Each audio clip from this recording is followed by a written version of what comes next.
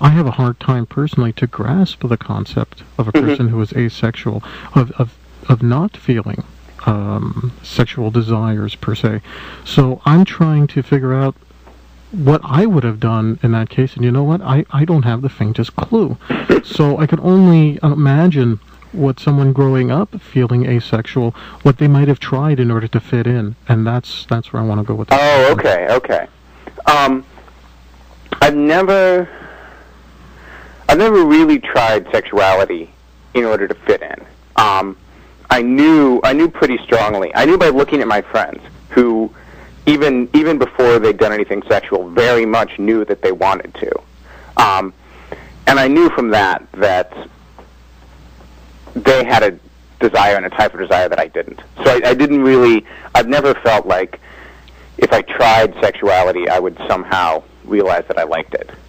Because when I have experimented with it, which was later on, it was when I was in college, to the extent that I did experiment with it, it became sort of, the more it was like the things that I knew I liked doing, touching people, being affectionate with people, hugging people and cuddling, the more I liked it, and the more it sort of became what's traditionally thought of as sexuality. I wasn't averse to it. Some asexual people are. Some asexual people are averse to sexuality. I was just indifferent. I guess the overwhelming feeling would be awkwardness, because here I was kind of acting out this role that I didn't feel I had any reason to act out, in a context where whoever I was acting it out with was considering it really important for some reason, or considering it more important than it made sense for me to consider it. And so what I've experimented with making out with people, and with, I guess you would call it a level of petting.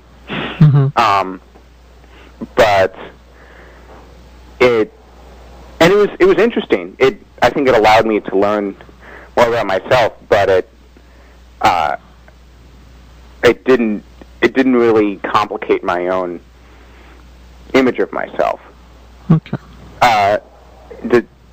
It's I know that it could be difficult to describe, but it's the way that some people don't like particular types of food, or some people don't like doing particular types of dance because they can't get into them.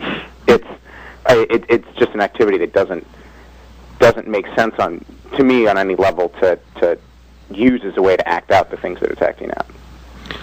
I got another question for you. Because of your particular perspective and your asexuality, would you see our society as a sex-focused society? And if you do, what's your opinion of that? I would see our society as a sex-focused society. I think a lot of that is positive.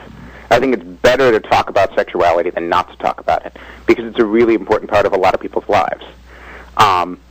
And I think that openly talking about sexuality is something that benefits asexual people as well. That being said, I think that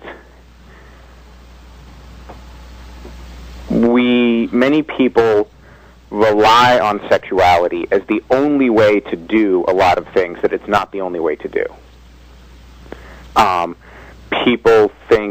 I think that our society reinforces the idea that if you want to understand and experience pleasure in your life, sexuality is a vital part of that. If you want to explore and understand intimacy, sexuality is a vital part of that. If you want to achieve adulthood, sexuality is a vital part of that. And I don't think any of those things are true. I think sexuality can be a great way to do all of those things, and it should be talked about as a way to do all of those things, but we should also be acknowledging and talking about the other ways that you can express intimacy and play around with power and explore pleasure as being just as valid. And how do you think we should go about improving that? What are some of the methods that could be used? It's been interesting because in the asexual community, that's exactly what we've been doing. A lot of the focus of what asexual people are getting together to talk about, to me it seems, has been exploring those kind of issues of how do you do all this stuff that sex does without sex? And it's, to me, it's a question of kind of breaking down why sex is so important. Not necessarily saying that it's bad that it's important, but when I look at sexuality, I never just see sexuality. It's about power and negotiating power and playing around with power, and power isn't a bad thing in relationships, I don't think. It's about people's desire for intimacy and people's desire for a release from whatever it is they want to be released from the rest of their lives. And whenever I see a situation that would turn a sexual person on, it's got some component of those things in there. And so in many ways it's about, I guess, the reverse of what everyone accuses Freud of doing. Everyone accuses Freud of taking a cigar and calling it sexual. Taking anything and calling it sexual. It's taking anything sexual and looking at the non-sexual components of that. My next question for you. Mm-hmm. Being asexual, do you ever have a desire to have children? Or, have you thought about having your own children? What are your thoughts and feelings about that?